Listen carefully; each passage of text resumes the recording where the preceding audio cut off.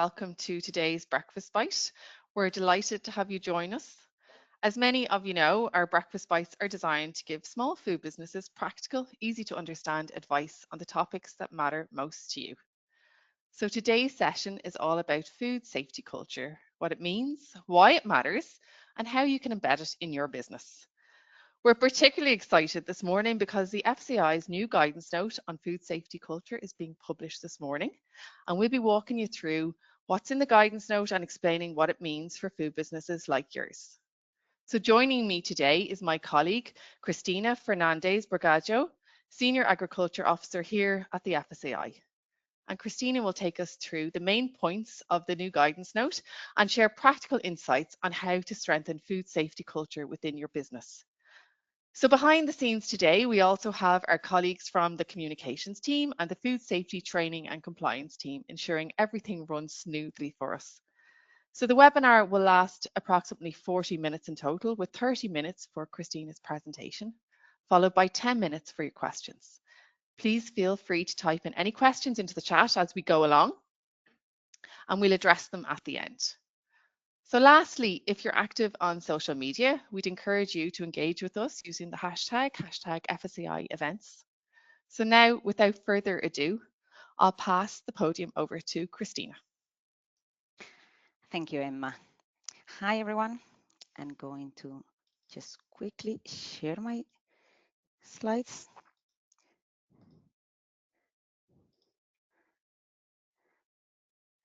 So hopefully everyone can see those. So good morning, everyone. My name is Cristina Fernandez. I am from the Food Safety Authority of Ireland. Thank you for joining us today. Today's presentation is all about food safety culture, and it's based on the new guidance note from the FSAI that is being published today. This guidance is designed to help all of you food business operators understand and implement what this legal requirement is. So before we start, we would like to launch a poll with 2 questions related to food safety culture to have an idea of what the audience thinks about food safety culture. So if we could see those questions. So which of the following best describes your understanding of food safety culture?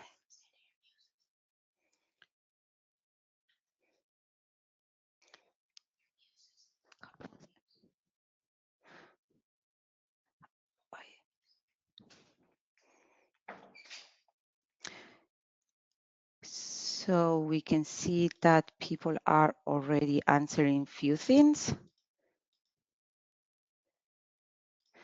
Okay, so most of you are going for the option, it's a business attitude and approach to food safety. Great, thank you. So let's see now the second question. In your opinion, who has the biggest responsibility for establishing an appropriate food safety culture in a food business?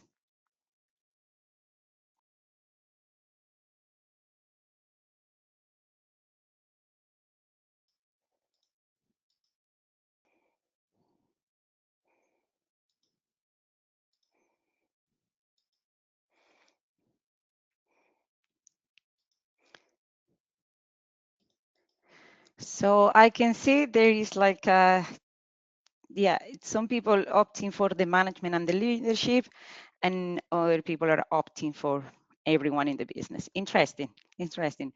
Thank you. Thank you so much for participating in this poll. And now we are going to go back to the presentation.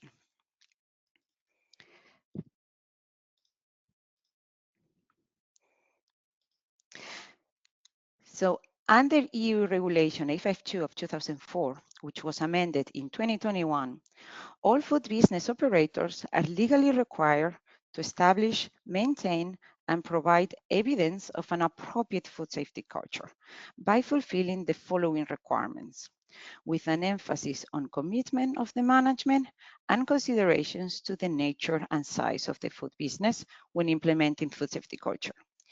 This legislation applies to all food business operators with the exception of food business engaged in primary production only. So what is food safety culture? As we just mentioned, it is a legal requirement, but it's not only following the rules. It is how everyone from the management to employees thinks and acts about food safety. Is the what we do when no one is watching aspect of food safety. And literature has shown us that an appropriate food safety culture is when food safety practices become food safety habits. Food safety culture is not something new. It has always existed, but the legal emphasis is on making it an appropriate one. Food safety culture was always there, appropriate or not, intentional or not. But now it has a name, and now food businesses should be looking at it from the legal perspective and with the intention of making it appropriate. So why does it need guidance? It is important to remember that food safety culture is no one-size-fits-all approach. A single approach to food safety culture won't suit every business, as each one has different systems, staff, and processes. The purpose of this guidance is to give you an understanding of what an appropriate food safety culture looks like, so you can apply these insights to your own business and figure out the best way to develop your own appropriate food safety culture. It is like there has a system. There are general principles, but then you bring them to your own situation and suit them accordingly to your process needs. Think of food safety culture as a team effort. Everyone needs to work together to protect the consumer and to create food safety habits. Like nobody goes to work thinking, I'm going to get people sick or I'm going to make unsafe food. It is more that people might not be aware of the extent of the risks. By creating a culture that supports safe food habits, food businesses can reduce the chance of a food safety incident.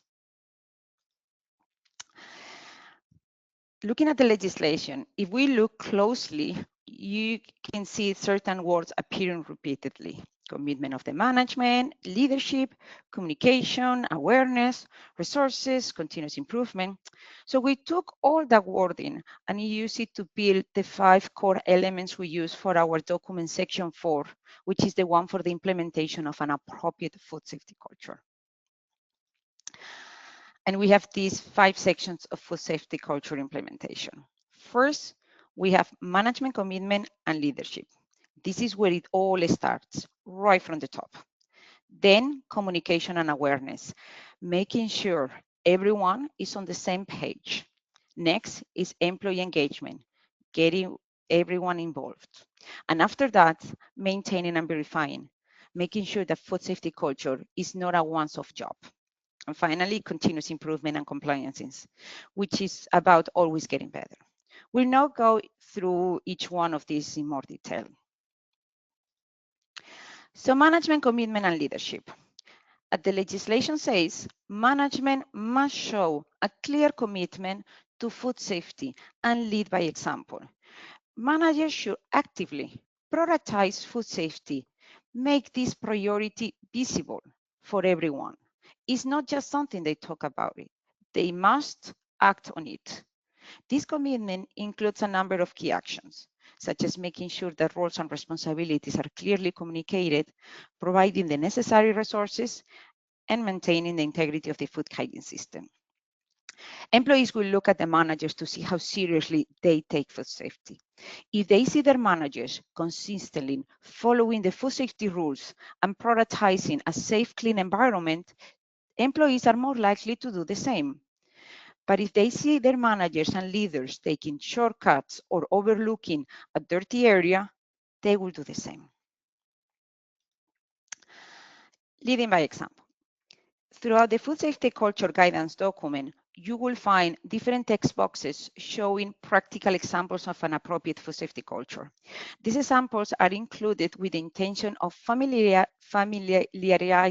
readers with tangible aspects of the culture and showing that food safety culture is not just an abstract idea.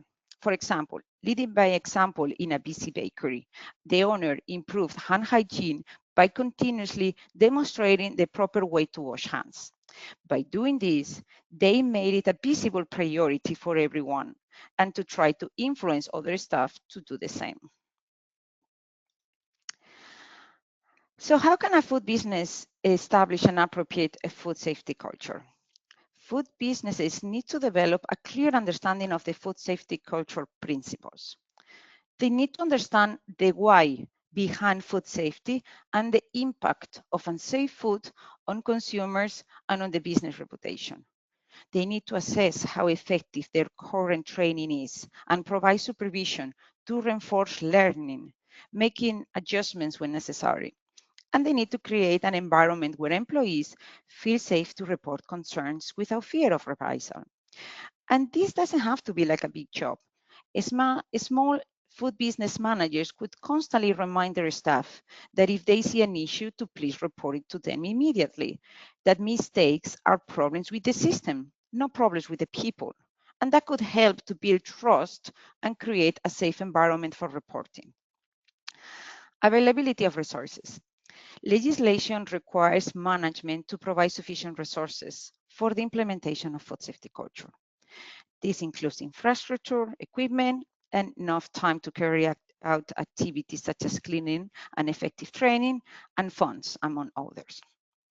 And management needs to assess their current food safety culture. Since every business already has a food safety culture, the goal is for them to make it appropriate. Food businesses should look at employees' practices and behaviors around food safety and see if they are appropriate. They could also see the environmental setup and see if the physical workplace facilitates food safety practices. Food businesses could also use food safety culture questionnaires to gather staff feedback on the current food safety culture and the food safety system and their perception of management commitment to food safety as a priority. This direct input provides manager with a clear idea if their current food safety culture is appropriate or not. And then developing an appropriate food safety culture.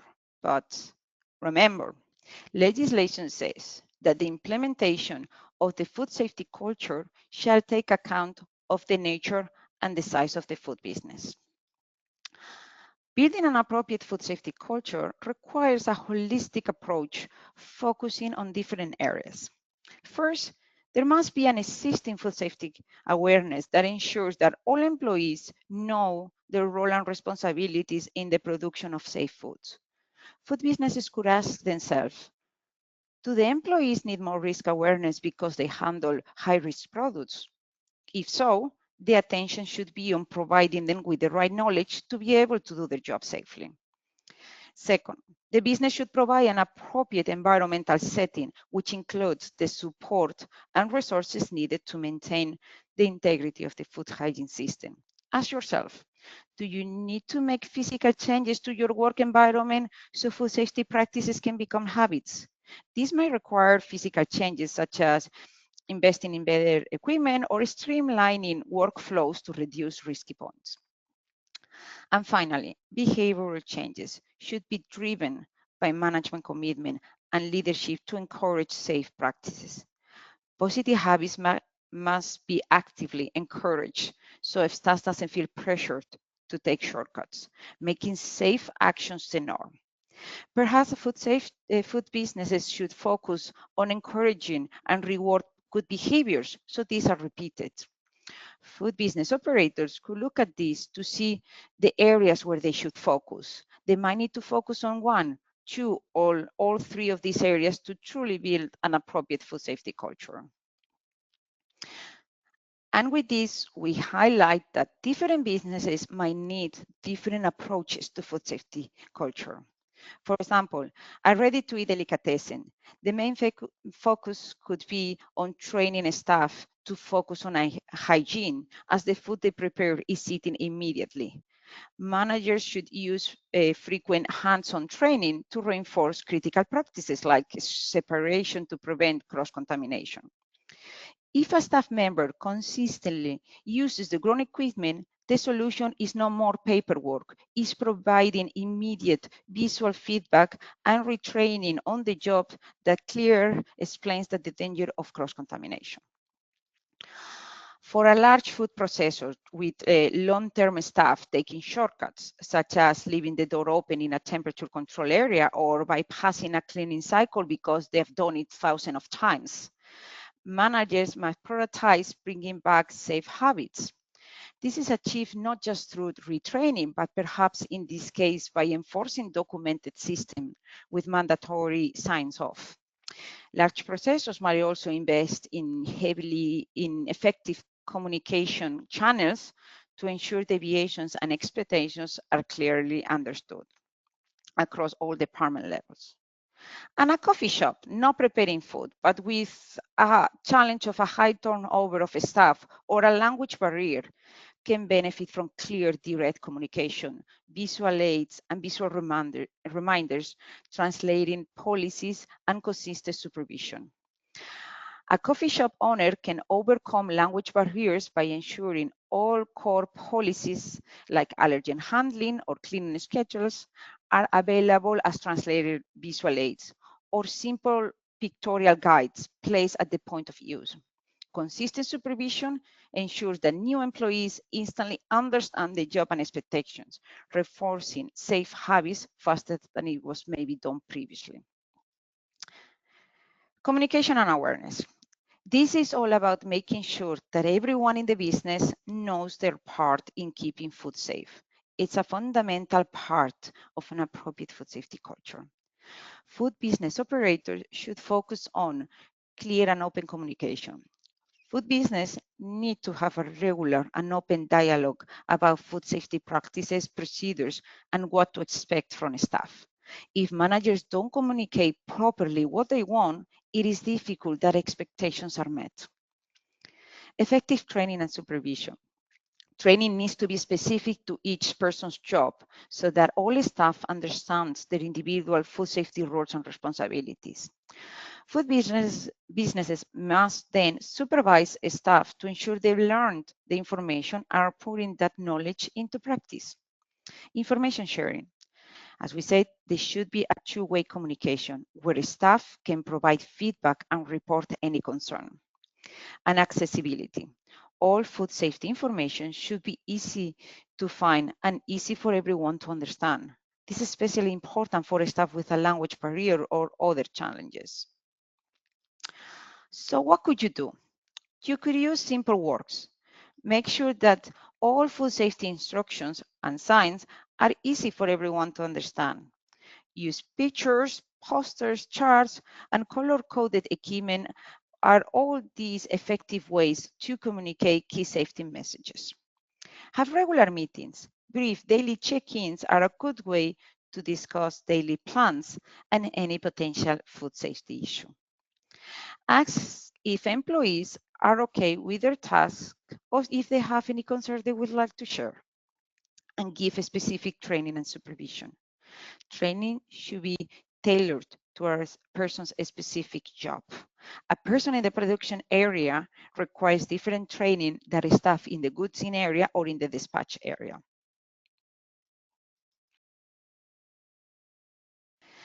Employee engagement. Employee engagement means getting staff actively involved in food safety. A key part of this is encouraging a speak-up culture. Employees need to feel safe to report concerns or mistakes without fear of being blamed. But not only that, literature has shown us that when employees report a concern and nothing is being done repeatedly by the managers, employees tend to stop reporting. So there should be some follow-up to build a safe and active reporting culture. Food business operators should also promote awareness and recognize staff for positive food safety behaviors and achievement. Literature has shown us too that food business operators with reward structures, such as Employee of the Month and other incentives, show a much more appropriate food safety culture. Maintaining and verifying. Maintaining and verifying is about regularly checking that food businesses controls are working and the staff understands and applies what they learned. Also, if new changes are introduced, that these do not jeopardize the integrity of the existing hygiene system. Food businesses need to check their safety control regularly to make sure the essential steps of safety are always working properly. Food businesses could use key performance indicators like tracking the frequency of food safety incidents, number of customer complaints, or pest control issues in certain areas or certain times of the year. That could help food businesses to identify trends and target areas for improvement. And food business could validate the effectiveness of staff training by testing their practical knowledge, not just checking training records. This means conducting staff interviews where managers ask them to handle specific scenarios, like what to do if the fridges stop working, or how to inform customers about allergens on the menu. Importantly, food businesses must also seek staff feedback of any new changes put in place, as staff feedback can give managers an idea if the change is practical, effective, or if it needs to be adjusted. When changes do not have the desired effect. Developing an appropriate food safety culture is a learning process that takes time. If the changes put in place don't work straight away, don't give up. Just see it as a chance to adjust and improve. So reevaluate. Food businesses need to assess if the changes they made are suitable for the nature and size of their business. A solution for a big factory might not suit a small deli. Ask yourself, was this change truly appropriate for us? Refine. If changes were a good idea but aren't sticking, food businesses need to refine their system. Review the basic elements. Is the training engaging enough? Are communication channels clear? Adjust the system until it properly works. And reinforce. Food businesses must renew their commitment to food safety culture. Use positive reinforcement. Praise employees who are making the effort and focus on encouraging the right behaviors. This shows staff that managers are committed, which keeps the culture of continuous improvement going. And lastly, continuous improvement and compliance. Food safety culture is no one-time thing.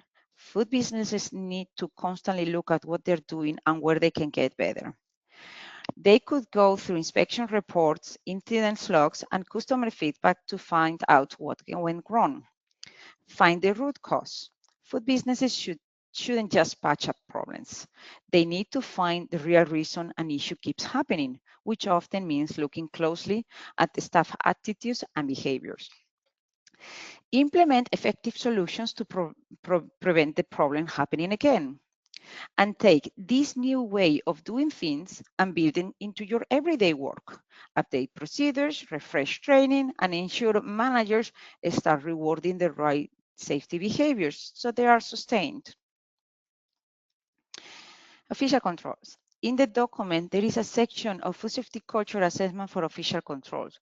So the guidance note aims to give a clear framework for inspectors to follow. It promotes an standardized assessment. It aims to help to make appropriate interventions, and it looks at the gathering of a wide range of evidence, not just from records, but from interviews and observations too. Appendices and questionnaires. The guidance note includes practical questionnaires of different sizes and links to other published questionnaires that serve as a self-assessment tool for your business. The main idea is to give food business operators a wide choice of tools, so food business operators can pick the one that best fits the size and type of their business, whether they are a small business, a large processor, or a retail establishment. By asking specific questions about how people think, what do they think, what do their managers know, and how they act, they help them to spot areas where your culture might need a focus. The goal isn't just filling out the forms, it's about making real, tangible changes in their business. The questionnaires start the process and aims to give you an idea of the current food safety culture in place. So to sum up, food safety culture, as we said, is a legal requirement. Having an appropriate food safety culture is mandatory for everyone, every food business except for primary production. An appropriate food safety culture means doing the right thing even when no one is watching. Is when good habits turn procedures into safe practices. This is what truly protects the consumer. Food businesses must assess their current food safety culture to plan how they will meet the legal requirement. This involves making visible changes that are led by management and that encourage all employees to adopt safe food practices and behaviors.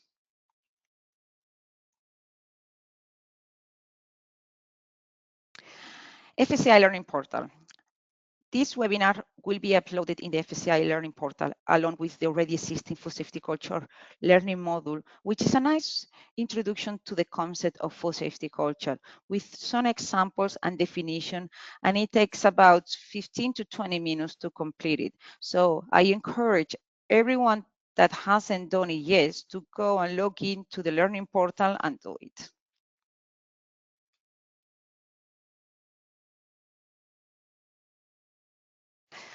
So thank you for your time today. Remember, developing an appropriate food safety culture means integrating food safety into every part of your daily operation, transforming food safety practices into lasting food safety habits.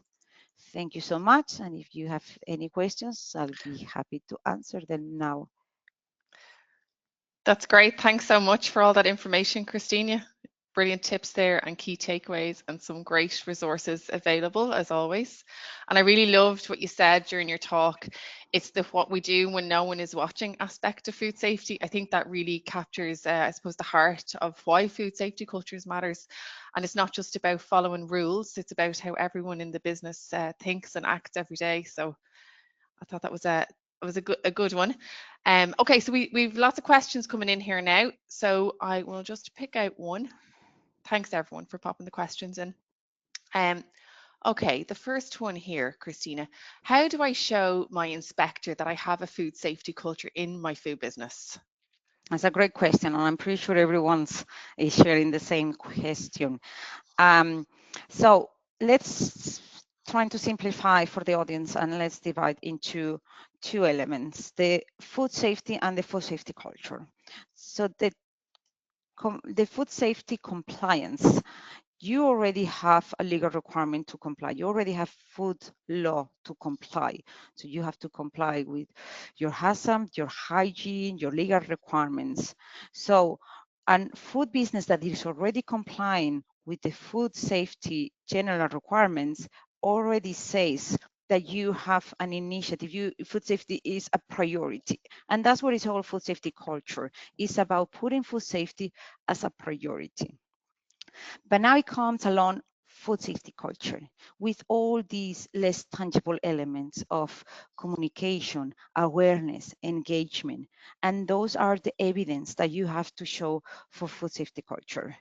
Once you understand what food safety culture is and trying to bring it to your sites and see that it's like lead by example, managers should be the first ones to follow in the rules. So that means that it's a priority for the managers food safety culture. So that's already saying a lot.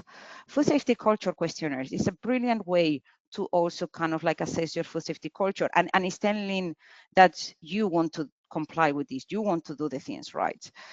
And the way that food safety culture questionnaires are formulated are questions. There are no questions about is the area clean or is the compliance with micro criteria okay. Like they're asking questions. What does your manager think about food safety culture? Food safety. Is food safety a visible priority? So getting an idea, giving your employees these food safety culture questionnaires and getting an idea of what do they think is an eye-opening for managers to make changes, to look at areas of improvement. So then are going to do the changes that is suited for them. Listen to your employees. That's another, getting feedback. gathering feedback and making changes.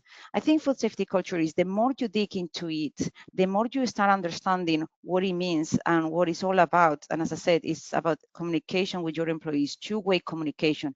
It's not only managers talking and then employees not saying anything. Once you start listening to them and hearing and say, oh, that's actually a good feedback, that's actually a good change. Oh, thank you for highlighting that concern. We haven't seen it. It's like that's it becomes easier to talk to your inspector about food safety culture because you are putting food safety on the front line and it becomes easier. I think it's important for food safety culture to start rolling the ball, to start talking about it, to start kind of like looking at it. So things will come up and change and managers will see things that they can change to kind of like move towards a appropriate food safety culture. Great. Thanks, Christina. Um, I'll just read out another question here, and you've just touched on it a little there, but I'll go for it anyway. Uh, Human behavioural changes is very complex science. Thanks, you've shared quite a few approaches. What are the top 3 factors that can bring great results? Definitely, literature has shown us that recognition and reward structures is a great way, and positive reinforcement. If you are neglecting the staff taking shortcuts, if you are overlooking, moving away because you prioritize convenience and speed over food safety, you are facilitating bad behaviors. But if you are positively reinforcing good behaviors, like the employees that they are doing the right thing, the employees that they come back to you with concerns because something is not working or something they're not fully sure about something, and you come back with a positive appraisal and a positive reinforcement, there is a chance, literature has shown us that there is more chances that those good behaviors um, they will be repeated. Everybody likes to do a good job, and if their good job is noticed, it kind of like gives you a nice feeling like, oh, my boss noticed that I'm actually doing this effort. And there are more chances that you will keep doing that because you're becoming more familiar with your boss, more like that trust is building up.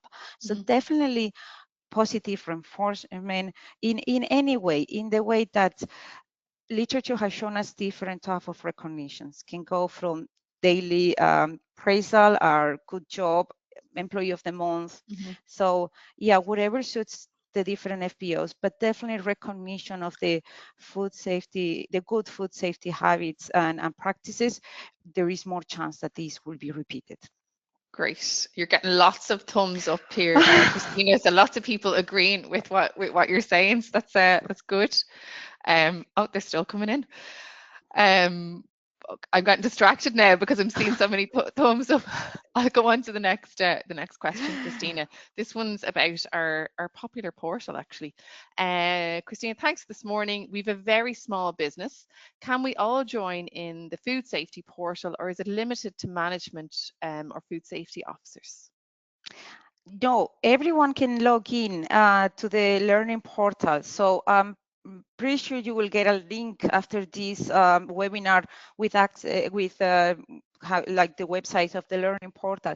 Everyone can log in the FSAI learning portal, and I actually encourage the amount of effort put in that platform for trainings of the different types. You are always going to find a training that it will suit your needs. And it's another way of food safety culture. You FBOs wanted to go and know more and learn for compliance, for doing better, for reducing food safety incidents, for protecting the consumer. All of these are the right way towards an appropriate food safety culture. So yeah, I encourage everyone to log in and have an account. It's free, and yeah, because we here in the FSAI we put a lot of effort in those trainings, and we want to make them as practical as possible and as informative as possible. So really, please, we encourage everyone to go and log in the learning portal. Great. So we can pop a link in the chat and even in the post event email afterwards. Okay, so Christine, the portal might relate to this one as well, actually. Is there an assessment tool available for food business operators to measure their current food safety culture? Yes, and even in the guidance note that it has been Yeah, published today. So the yeah. appendixes 1, 2, and 3 of the guidance note on food safety culture from the FSAI has different type of questionnaires. Hmm. And because we understand that the implementation of the food safety culture has to take in account the size and the nature of the business, we want to provide with questionnaires as well related to this condition. So we have a small question. So we have two types of questionnaires. We have already fixed questionnaires, and then we also have an appendix. I think it's appendix 1, where we put links from questionnaires made by other public organizations, such as like the FSAI in other countries, in other member states. So we have questionnaires as small questionnaires as questionnaires of 7 questions to like a large questionnaire with a 5-point scale, which that will be kind of like that. I would recommend all of them to everybody, but also like depending of the needs, some of the questions of the larger questionnaires might not be applicable to all the settings. So yes, appendix 1 to 3 of the guidance note have several types of food safety culture questionnaires that we hope that it fits most of the needs of the FPOs here in Ireland. Great, Christina. Um, I know we mostly have small businesses on here this morning, but here's I think this is a good question. How do we tailor our food safety culture approach if we are a small business versus a large factory?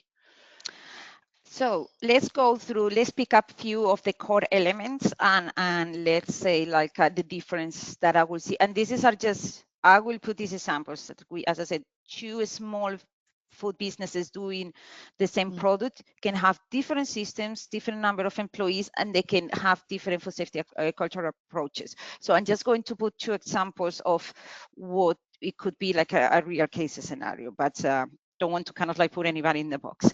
So let's say like a large processor that it has different levels of employees, different departments, different teams, they need perhaps a much more well-structured food safety culture. They need maybe like a much more documented. They might benefit from a specific structured communication channel so everybody gets the information. They maybe mhm, need a little bit more like a team by team trainings instead of giving like a general training to everybody on the industry, because a team might be doing something that the others they don't need.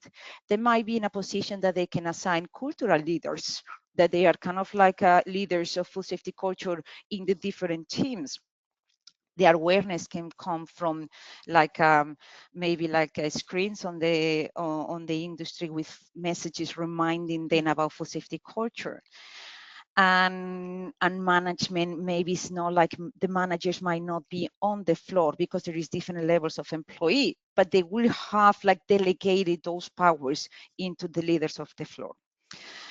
So, and a small FBO, maybe the manager is just working there besides you. So maybe mhm. he doesn't need that much structure in place. He must just be daily communication, daily small morning meetings, checking, okay, guys, what happened yesterday? Everything fine? Any incidents that you would like to report, or any concern that you would like to share? And maybe like they can see firsthand if the training that they provided is being put in place, and just say like, oh, don't do like that, let's do it like that. What do you think about this process? Like, I think it's much close relationship and much more hands-on, but also much more visible. Managers are under the pressure that they have to lead by example because they are being seen on the floor. So I think it could be that for small FPOs, something closer, something less structured, but more natural can work for them. As I said, daily check-ins, daily talk, training on the job, and maybe large FPOs need something much more documented, much more structured, so it reaches all level of employees. Great, brilliant. Thank you, Christina. I think that's all we've time for today in terms of the questions. So thanks very much to everyone for joining our breakfast bite this morning, and a special thank you to Christina. So we're very excited that the FSAI's new guidance note on food safety culture has been officially published this morning, and as attendees of the Breakfast Bite, you'll be the first to receive it by email. So we hope it'll be a practical resource to help embed these habits in your own teams. And a huge thank you as well to our colleagues behind the scenes, the communications team and the food safety training and compliance team for keeping everything running smoothly this morning. So please continue the food safety culture conversation on social media using hashtag FSAI events, and take a moment to complete our short survey that appears at the end. Your feedback helps us shape future events suited to your needs. So that part is really important. If you could take a minute to fill that out. So if you'd like to stay up to date with upcoming breakfast bites and other FSAI events, you can subscribe to our event alerts at fsai.ie/subscribe. And we'll also pop a link in the chat. And for any questions we didn't get to today, you can email info@fsai.ie and we'll make sure to follow up on your question. So I think a key takeaway from today is think of food safety culture as a team effort. Everyone needs to work together to protect consumers and create food safety habits. And I suppose no one goes to work thinking, as Christina said, I'm going to get people sick or make unsafe food. It's more that people might not be aware of the extent of the risks. And by creating a culture that supports safe food habits, food businesses can reduce the chance of a food safety incident. So thanks again to Christina and to all of you for joining us, wishing you all the best with your food businesses. And we look forward to seeing you at the next Breakfast Bite. Thank you.